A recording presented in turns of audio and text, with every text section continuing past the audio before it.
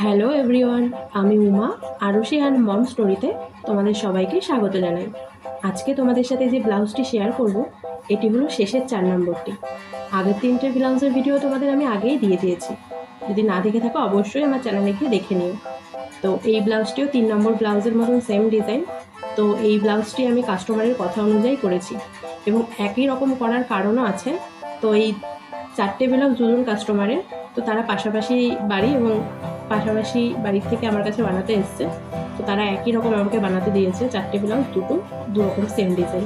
তোমরা যদি খেয়াল করে থাকো, আগে যে পা ফাতা ব্লাউজটি এবং যে পিঙ্ক ব্লাউজটি ওটিও কিন্তু চৌকো গলা, আর 3 নম্বর ব্লাউজটি আর এটিও সেম ডিজাইন। তো এটা গ্লাস হাতার উপরে রেখেছি বম্বে কাটে। তো তোমরা কে কীরকম কাটিং গ্লাস করতে পছন্দ করো, বম্বে কাট না প্রিন্সেস কাট, অবশ্যই জানাবে। এবং ব্লাউজটি ভালো লাগলে একটা লাইক করে দেবে, এবং ভিডিওটি ভালো লাগলে অবশ্যই একটি লাইক, কমেন্ট এবং চ্যানেলটিকে সাবস্ক্রাইব করে দেবে। Thank you.